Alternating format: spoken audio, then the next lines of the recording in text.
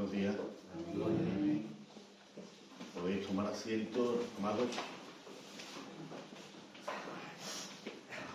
Bueno, como ya sabéis, estamos en el estudio de la primera epístola de Juan. Primera epístola de Juan. Y vamos por el capítulo 3, versículo 11 al 24, es lo que vamos a compartir hoy. Capítulo 3 de Primera de Juan, versículos 11 al 24. Y dice así la palabra del Señor: porque este es el mensaje que habéis oído desde el principio, que nos amemos unos a otros, no como Caín, que era del maligno y mató a su hermano. ¿Y por qué causa le mató? Porque sus obras eran malas, las de su hermano justas. Hermanos míos, no os extrañéis si el mundo os aborrece. Nosotros sabemos que hemos pasado de muerte a vida en que amamos a los hermanos. El que no ama a su hermano permanece en muerte. Todo aquel que aborrece a su hermano es homicida, y sabéis que ningún homicida tiene vida eterna permanente en él. En esto hemos conocido el amor, en que Él puso su vida por nosotros. También nosotros debemos poner nuestras vidas por los hermanos. Pero el que tiene bienes de este mundo y ve a su hermano tener necesidad y cierra su corazón contra él, ¿cómo mora el amor de Dios en él? Hijitos míos, no amemos de palabra ni de lengua, sino de hecho y en verdad. Y en esto conocemos que somos de la verdad, y aseguraremos nuestros corazones delante de Él, pues si nuestro corazón no reprende, mayor que nuestro corazón es Dios, y Él sabe todas las cosas. Amados, si nuestro corazón no nos reprende, confianza tenemos en Dios, y cualquier cosa que pidiésemos la recibiremos de Él, porque guardamos sus mandamientos y hacemos las cosas que son agradables delante de Él. Y este es su mandamiento, que creamos en el nombre de su Hijo Jesucristo y nos amemos unos a otros como nos lo ha mandado. Y el que guarda sus mandamientos permanece en Dios y Dios en él. Y en esto sabemos que Él permanece en nosotros por el Espíritu que nos ha dado. Amén. La predicación de hoy está titulada como un mensaje de amor. Un mensaje de amor. Juan es el evangelista del amor. Pero el amor, ¿verdad?, bien entendido. El amor de Dios por la humanidad en Cristo. Yo recuerdo de pequeño que vi una película donde el protagonista se quedaba en una isla desierta, había arribado allí su barco, había quedado allí en la isla, y el hombre desesperado, porque había varios días que no había nadie que llegara, el hombre lanzó un mensaje en una botella. Y yo recuerdo siempre que pasaban los días, eran blanco y negro y todo, yo era un chico. Y recuerdo que siempre, ¿verdad?, pasaban los días, el pobre hombre sufría, tenía que buscar el alimento, y siempre había una toma de la botella navegando por el mar, como un mensaje perdido, un mensaje sin esperanza. Finalmente, el hombre, recuerdo, no pereció, murió solo prácticamente, acompañado simplemente de su cabaña y sus pocas cosas, ¿no? No es así el mensaje de Dios. El mensaje de Dios desde el principio, hermanos, es un mensaje eficaz. Un mensaje que ha sido proporcionado para esta humanidad perdida por medio de Jesucristo, su Hijo amado. Es un mensaje de amor de Dios por la humanidad. es un mensaje, como aquí dice desde el principio, un mensaje antiguo. Es una historia de amor. Y por supuesto, hermanos, ténganlo bien claro, todos aquellos que desde el principio de la historia pusieron su fe en este mensaje de buena nueva por medio del Mesías, fueron salvos. Salvos por la fe. Y por supuesto, por el arrepentimiento, el cambio de vida, que es de lo que habla Juan en este contexto. Juan nos viene a decir, y lo hemos estado estudiando, que no hay comunión fuera de la iglesia. Que una persona no puede sobrevivir sin la comunidad cristiana, sin los hijos de Dios, sin la iglesia. No hay llaneros solitarios en esta historia, no hay náufragos como vimos en esta historia que os conté. Nadie puede sobrevivir fuera de la comunión de la iglesia. Además, Juan denuncia que el que persiste en el pecado no es de Dios. El que persiste en el pecado, el que practica el pecado, no es de Dios. Lo dice aquí en el capítulo 3, que estuvimos viendo la semana pasada, y lo dice también al final de su epístola como conclusión, en el capítulo 5, 18, sabemos bien que todo aquel que ha nacido de Dios no practica el pecado. No hay amor por el pecado, no podemos subsistir sin Dios en nuestra vida y atados a nuestro pecado. Y Juan quiere que viendo cómo Dios contiene este amor en Jesucristo, Él quiere cambiar nuestras vidas. Él quiere que nuestras vidas tornen. Porque de seguro si persistimos, si nos atamos a nuestro pecado, Él mismo nos llevará al infierno.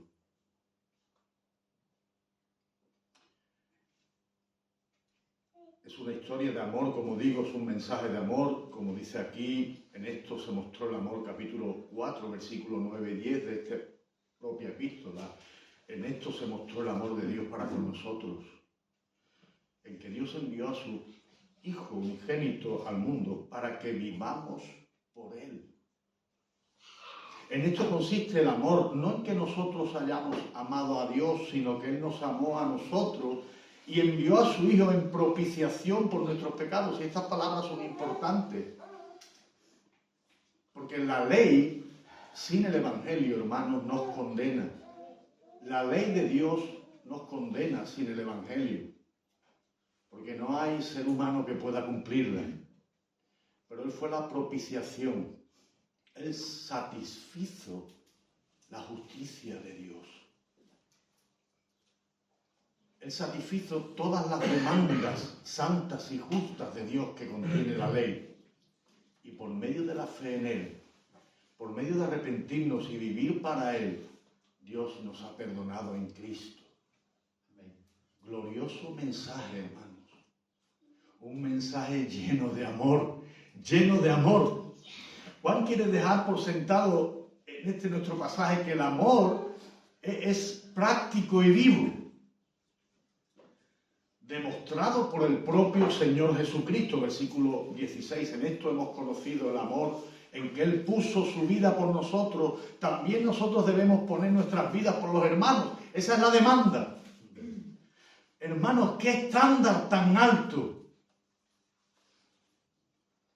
Qué alto ha puesto el listón el Señor en cuanto al amor por el prójimo y el amor por el hermano. Hermanos, si Dios hoy mismo nos hiciera un examen, te hiciera un examen sobre esto, ¿qué nota te pondrías? ¿Aprobarías siquiera el examen? ¿Cuán altas son tus demandas, Señor? Cuán perfecta y justa es tu ley, cuán grandes son tus mandamientos, Señor. ¿Cómo puedes, hermano, cómo puedo amar al Señor en el nivel que Él exige? ¿Cómo? ¿Cómo podemos hacerlo?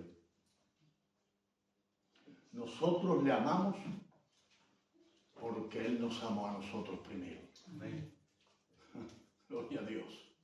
Él siempre va por delante siempre. Si alguno dice yo amo a Dios y aborrece a su hermano, es mentiroso, dice Juan. Pues el que no ama a su hermano a quien ha visto, ¿cómo puede amar a Dios a quien no ha visto? Y nosotros tenemos este mandamiento de él: el que ama a Dios, ame también a su hermano. Esas son las demandas. De esto trata hoy nuestra historia, nuestro pasaje. Un mensaje de amor. ¿Cómo puedo amar a mi hermano al nivel de exigencia que tú me pides, Señor, hasta el punto de dar mi vida por él? Y como yo siempre suelo decir, es nuestro deber, según la palabra, amar a nuestro hermano como Cristo nos amó. Es nuestro deber, pero debe de ser en su poder. Debe de ser en su poder. Es por eso por lo que Dios nos ha dado su Espíritu Santo, como dice aquí el versículo 24. Guardar sus mandamientos es una evidencia clara de que nosotros permanecemos en Él y Él en nosotros. Eso es lo que viene a decir Juan en toda la epístola. El pecado es la transgresión constante de la ley, la violación de la ley de Dios, pisotear su gracia, hermanos. Pero Dios en su amor quiere que hoy nosotros nos volvamos a Él.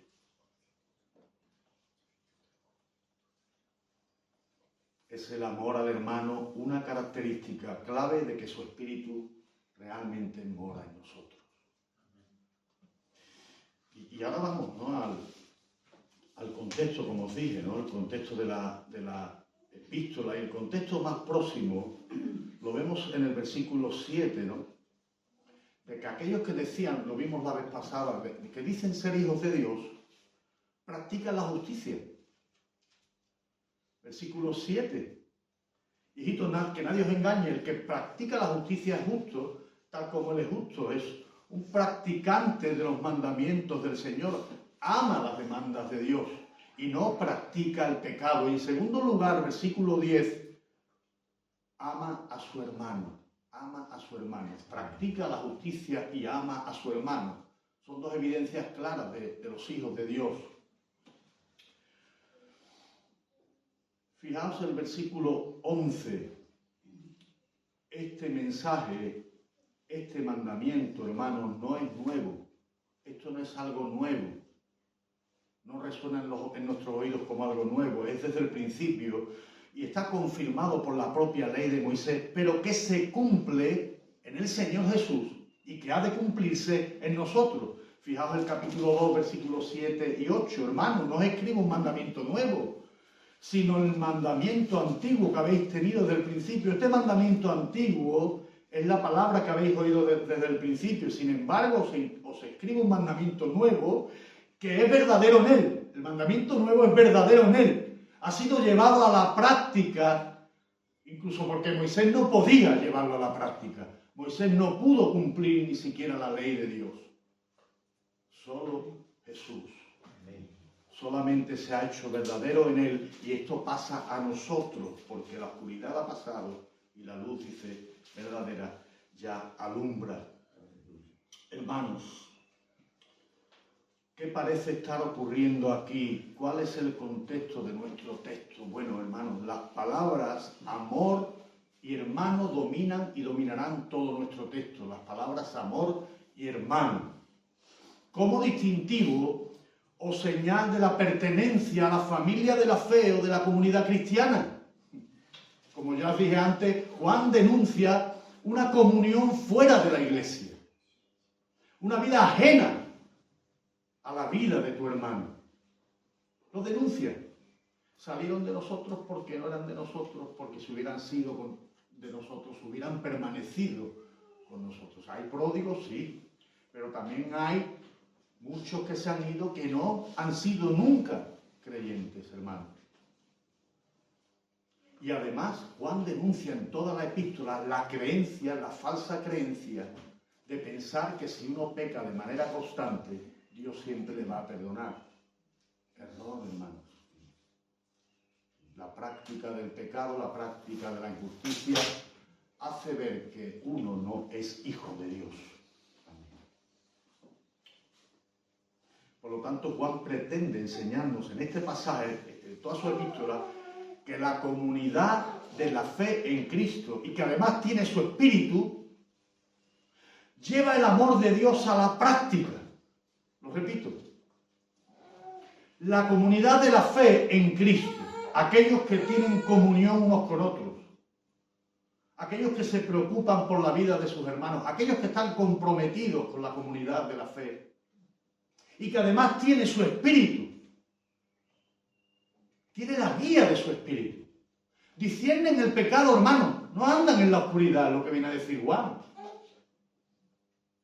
Ellos son la luz de este mundo. Ellos llevan el amor de Dios a la práctica.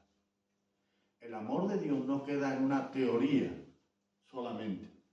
El amor de Dios ha de ser llevado a la práctica. ¿Y cómo lo hace Juan aquí? ¿Qué aspectos o matices da del amor aquí? Pues primeramente vamos a ver 3 puntos que podemos ver en este pasaje que vamos a estudiar. Versículos 11 al 15, observamos el mensaje. El mensaje. Versículos 16 al 18, el mensaje tiene nombre y es una persona, Jesucristo. Primero el mensaje. Punto número 2, versículos 16 al 18, el mensaje tiene nombre y es una persona, Jesucristo. Y tercer punto, versículos 19 al 24, el corazón del mensaje.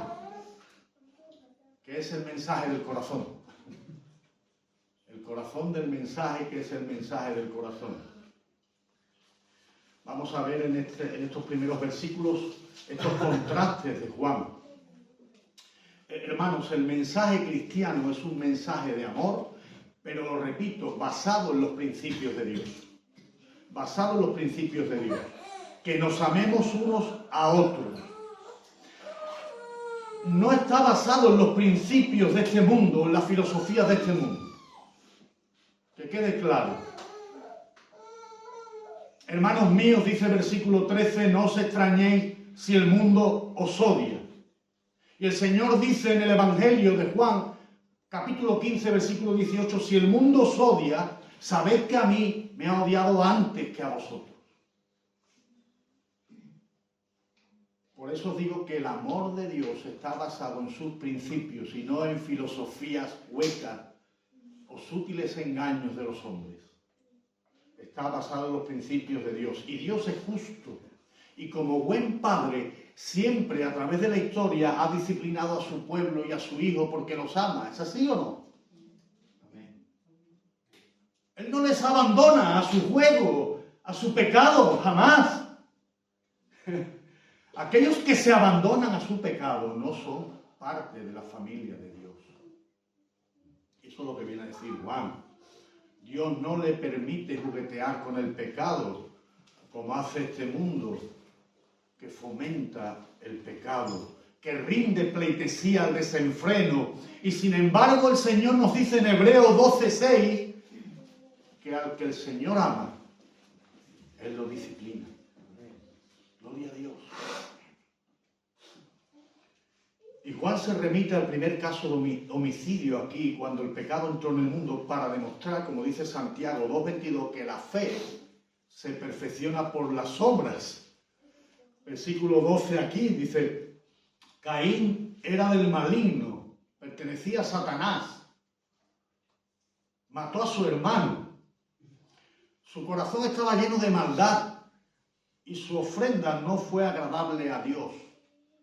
Pero de lo contrario, Abel, si nos vamos al capítulo 4 de Génesis, Abel tenía un corazón inclinado siempre a agradar a Dios. La pregunta es si tú tienes siempre un corazón inclinado a agradar a Dios. Abel lo tenía.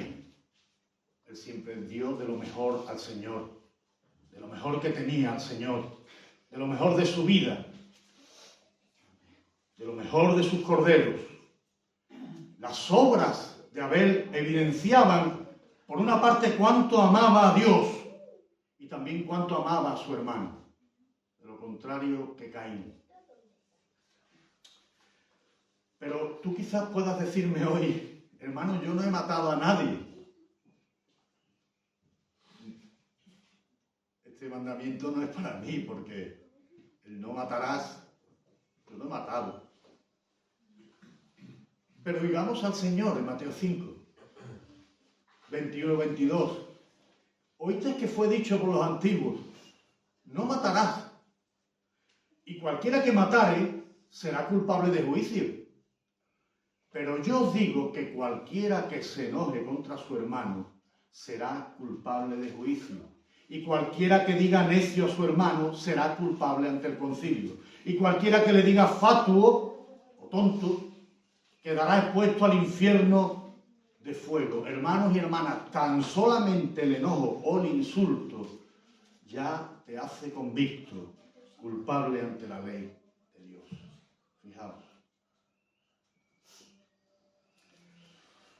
Los versículos 14 y 15 están basados en los principios del Evangelio de Juan 5:24. De cierto os digo que el que oye mi palabra y crea que me envió tiene vida eterna y no vendrá a condenación, mas ha pasado de muerte a vida. Dice, nosotros sabemos que hemos pasado de muerte a vida, dice el versículo 14, en que amamos a los hermanos. El que no ama a su hermano está en la muerte. Todo aquel que odia a su hermano es homicida, y sabéis que ningún homicida tiene vida eterna permanente en él. La vida eterna, hermanos, y nuestra resurrección espiritual nos ha sido otorgada por la gracia de Dios, ¿sabes? Pero aquí lo que Juan pretende señalar la evidencia de haber pasado de la muerte espiritual a la vida eterna en Cristo, es el amor al hermano. Esto nos debe de llevar a la reflexión y al autoexamen constante. He entendido el mensaje del Evangelio. Amo a mi hermano o a la comunidad de la fe como es debido. Sigo muerto en mis delitos y pecados. Sigo pisoteando la gracia de Dios regalada en Cristo. Sigo atado a mis pecados sin mortificarlos, sin darle muerte. ¿O he pasado a la vida?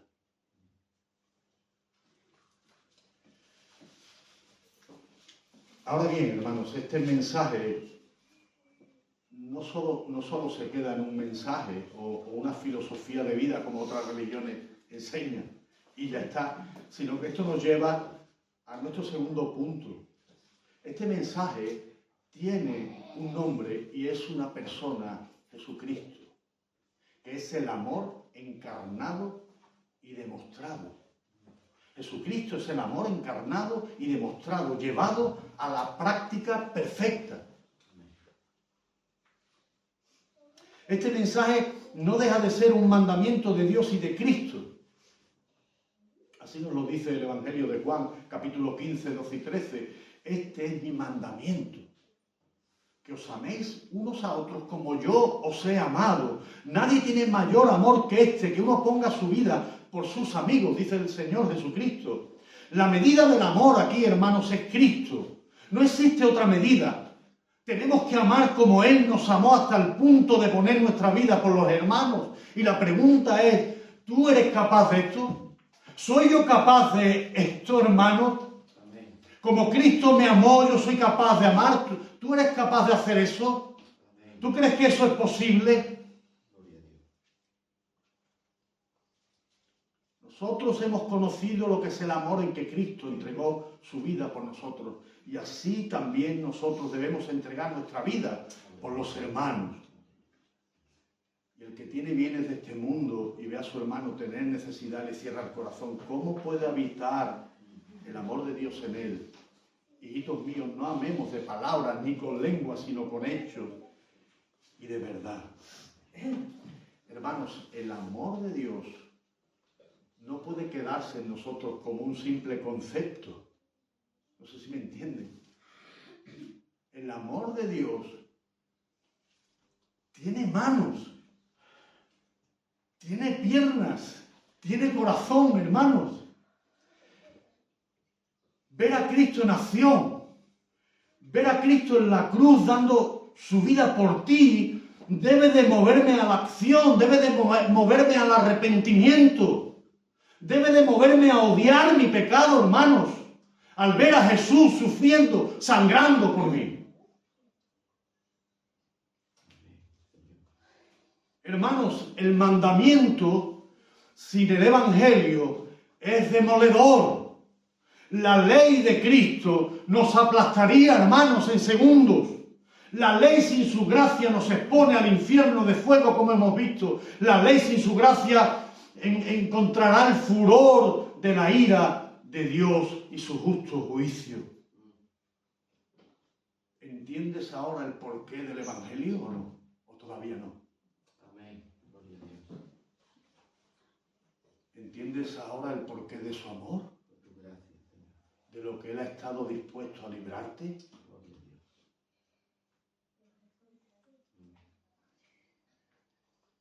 Ha sido por su gran amor, hermanos. Ha sido Cristo el que nos ha librado del infierno y de la muerte eterna. Ha sido por su gran amor, por su excelso amor. Y Dios, hermanos, no puede exigir ahora un amor menor que el de Cristo. ¿No lo entienden? No puede. Dios tiene el estándar muy alto, hermanos. La intención aquí de Juan, por supuesto que lo escribe todo esto para que no pequemos. Por supuesto, para que entendamos el Evangelio, para que agrademos al Señor en todo, para que llevemos a cabo su bendita voluntad.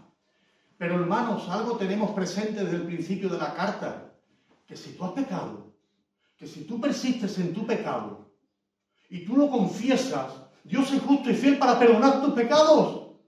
¡Gloria a Dios! Este mensaje es fabuloso. Si tú persistes en tu pecado, te vas a condenar. Pero si tú hoy lo confiesas y te arrepientes y vienes a Él, Dios promete que Él es fiel y justo para perdonar tus pecados. Para limpiarte con su sangre. Para limpiarte de toda tu maldad.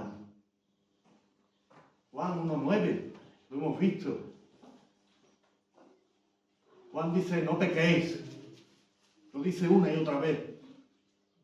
Pero si pecamos, abogado tenemos para con el Padre, a Jesucristo el justo. Él defiende nuestra causa, Él defiende nuestro pecado ante el Dios santo y justo, hermanos. Qué mensaje más glorioso. Qué mensaje con un nombre, con una persona, Jesucristo, nuestro abogado. Gloria a Dios, hermano.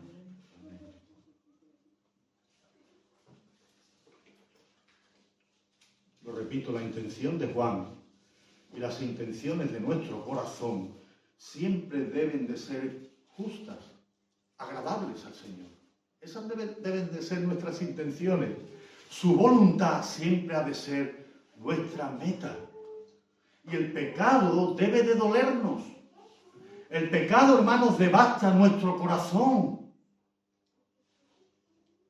¿Cómo podemos fallarle a aquel que tanto nos amó hasta el punto de dar su vida por nosotros? ¿Cómo podemos pisotear una y otra vez la gracia de Dios impunemente sin obtener el castigo que merecemos? Damos gracias a Dios que Él ha provisto recursos espirituales para poder llevar a cabo la tarea de amar a Dios porque Él nos amó y de amar a nuestros hermanos. Dios provee lo que exige, por eso Él nos ha dado un nuevo corazón y su Espíritu mora en nosotros. ¿Amén? Amén. ¿Tú crees que tienes un nuevo corazón? Gloria a Dios. Inclinado hacia la voluntad de Dios. Amén. ¿Tú crees que su Espíritu mora en ti? Amén. ¿Lo crees? Gloria a Dios. Esto nos lleva al último punto de nuestro mensaje, el corazón del mensaje, que es el mensaje del corazón. Necesitamos un nuevo corazón y su espíritu para llevar a cabo esta tarea. No podemos en nuestras fuerzas.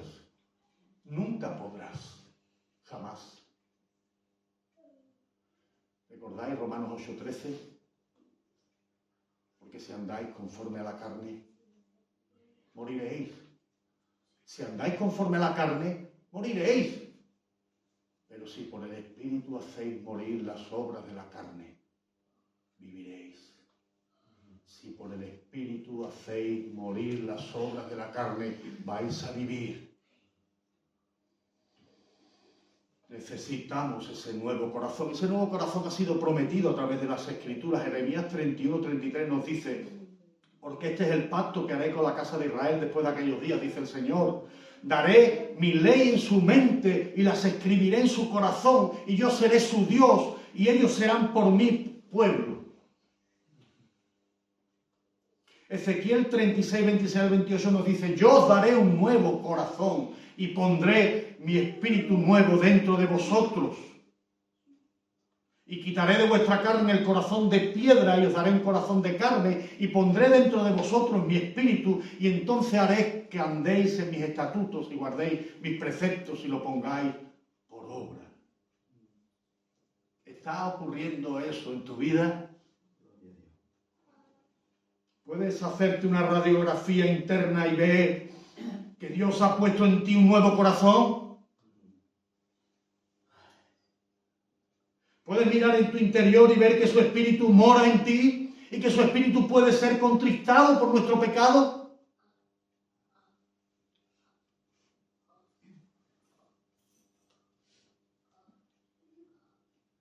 Fijaos lo que dicen los versículos 19 al 21. De modo que conocemos que nosotros somos de la verdad y nuestro corazón puede estar tranquilo delante de Él. Versículo 20, porque aunque nuestro corazón nos reprenda, Dios es más grande que nuestro corazón. Y Él sabe todas las cosas. Amados, si nuestro corazón no nos reprende es porque tenemos confianza en Dios. Nuestro corazón permanece tranquilo bajo la voluntad de Dios, siempre. Sereno. Y confiado. Pero se turba inmediatamente. ¿No te ocurre esto, hermano, hermana? Cuando pecas. Tu corazón te reprende inmediatamente. Nuestro corazón nos alerta porque es un corazón inclinado a la voluntad de Dios, porque es un corazón que ama a Dios, es un corazón que se regocija en Dios y sabe, hermanos, como dije, que contrista a su Espíritu Santo. Su Espíritu Santo es un regalo que jamás podremos apreciar en toda su medida. Jamás. Su Espíritu nos guía, su Espíritu nos consuela.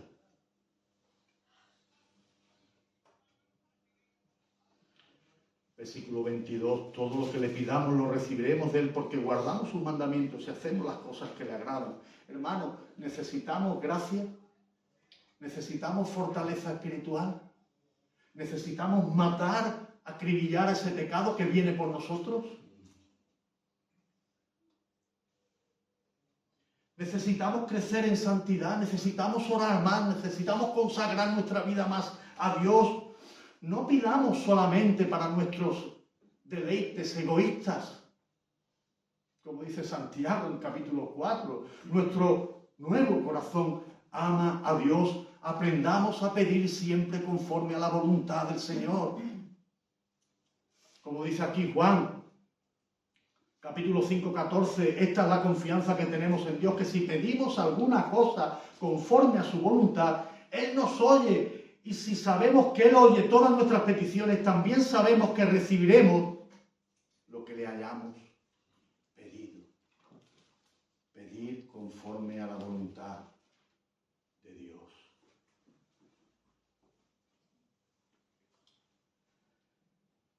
Y por último, versículo 23. En el corazón de este mensaje está la fe y el amor. ¿Tú has creído? ¿Tú has puesto tu fe en el Señor? Debes amar a tu hermano. debes de vivir bajo la comunión y el amparo de la Iglesia, como decía Juan al principio de su epístola. Algunos habían derribado este mensaje por completo, algunos no pensaban que Cristo había venido en carne, y es la denuncia de Juan. Algunos tienen en sus mentes que esto es una fábula, hermanos, que esto es una gran mentira a un nivel mundial. Y Juan denuncia eso. Y Juan dice, nosotros lo hemos visto, lo hemos oído, lo hemos contemplado, lo hemos palpado con nuestras manos. Hemos estado tan cerca de Jesús que Juan oía los latidos de su corazón. Y lo que hemos visto y oído, eso os anunciamos para que también vosotros tengáis comunión con nosotros. Amén. Ese es el principio de la carta. Vosotros tengáis comunión con nosotros, y nuestra comunión es con el Padre y con su Hijo Jesucristo. Esto os lo escribimos para que vuestro gozo sea cumplido. Hay gozo en nuestras vidas junto a nuestros hermanos, aún en sus mayores sufrimientos. Nuestro corazón se goza y somos capaces de ver lo que el Señor es capaz de hacer. Hermanos, hay gozo porque todo está bajo la mano de Dios. Todo está bajo el control de Dios. Tenemos confianza en Dios porque dice aquí Juan que Él sabe absolutamente todas las cosas. Dios no puede ser burlado. Lo que uno siembra, siempre va a recoger. Por lo tanto, en este mensaje la fe y el amor van de la mano. Y la evidencia, ¿verdad?, de que Cristo mora en nosotros, de que su Espíritu habita en nosotros, es que el propio Espíritu da testimonio, dice Pablo en la Epístola a los Romanos, el propio Espíritu da testimonio en nuestro Espíritu de que nosotros somos hijos de Dios, porque todos los que son guiados por el Espíritu de Dios, esos son hijos de Dios. Amén. ¿Por qué o por quién estás tú hoy siendo guiado? ¿Quién es el guía de tu vida? ¿Quién es el guía de tu vida? ¿Tus impulsos pecaminosos o la voluntad del Señor?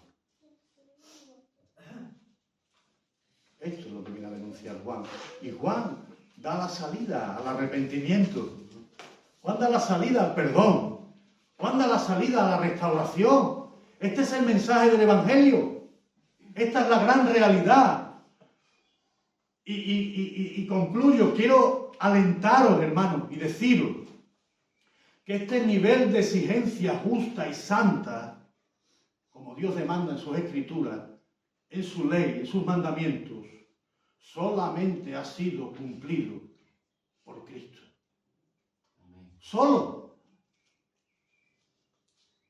El Evangelio nos absuelve de esta culpa, de este grave pecado, porque ninguno de nosotros podemos cumplir este mandamiento al nivel que Dios exige. Ninguno. Podemos amar a nuestro hermano como Él nos amó. No podemos ser hipócritas. Este nivel de exigencia santa y justa de Dios solo ha sido cumplida y satisfecha por Cristo. Capítulo 2, versículo 2. Fijaos, Él es la propiciación por nuestros pecados, y no solamente por los nuestros, sino también por los de todo el mundo. Dios ha sido propicio. El único que satisface la ira, el juicio de Dios es Jesucristo. Su vida, su muerte, su resurrección, justa, santa, perfecta.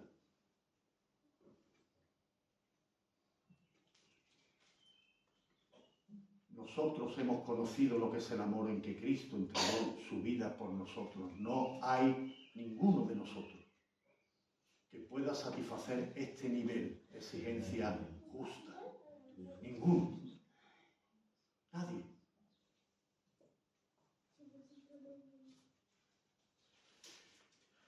Y esta plena justicia obtenida en la cruz por Jesucristo nos ha sido imputada a todos los que hemos puesto nuestra fe en Él. Pero por otra parte, hermanos, está bien En Cristo ha sido satisfecho todo.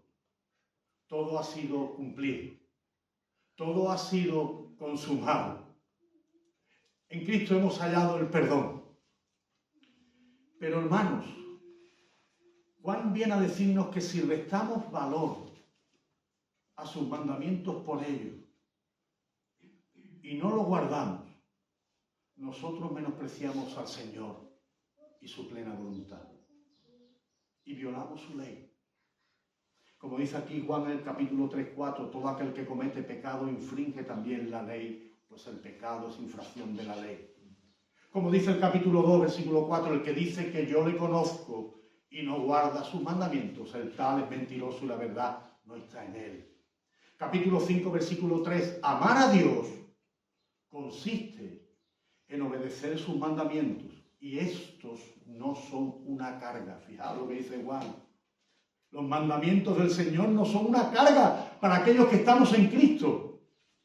Y esta palabra carga es clave, porque Dios nos ha dotado de un nuevo corazón. Dios ha instalado su espíritu en nuestro corazón, en nuestra alma. Este nuevo corazón, esta nueva criatura, ahora odia, aborrece al pecado cada día, mantiene una lucha constante, lo mantiene a raya, como vimos la otra vez. Todos los que tenemos ese nuevo corazón inclinado que ama a Dios están en una constante guerra contra el pecado. Y deben de dar muerte al pecado por su espíritu y deben de inclinarse hacia la perfecta voluntad de Dios. Y en esto sabemos, dice Juan, versículo 24, que Él está en nosotros por el espíritu que nos ha dado. Versículo 9, todo aquel que ha nacido de Dios no practica el pecado. El poder de la cruz, su vida vivida como nadie la ha podido vivir, su muerte como nadie ha podido morir, santo, inocente, justo, su resurrección, su mensaje de amor, hermano, todo lo que Cristo ha hecho debe de impulsarte a ti a seguir siempre, siempre las pisadas del Maestro. No sigas las pisadas de este mundo. No oigas las voces de mentira del diablo. Oye la voz de Dios. Y si tú aún no has creído, si tú no has puesto tu confianza en Jesucristo el Señor, te hago una pregunta. ¿Tú quieres conocer el amor verdadero? ¿Tú quieres conocer el amor de Dios? ¿Tú quieres conocer el amor encarnado? ¿Tú quieres conocer hoy a Cristo? Depón tu pecado. Arrepiéntete hoy. Vuélvete al Señor. Es la única puerta de acceso a esta gracia, el arrepentimiento y la fe, la confianza en el mensajero de este mensaje de amor, que es Jesucristo, el Señor. Porque Él ama como nadie jamás amó, hasta el punto de dar su vida por ti. Y este hecho real de ver a Jesús sangrante en la cruz, muriendo por tus pecados, debe de llevarte a amarlo y amar a otro como Él te amó.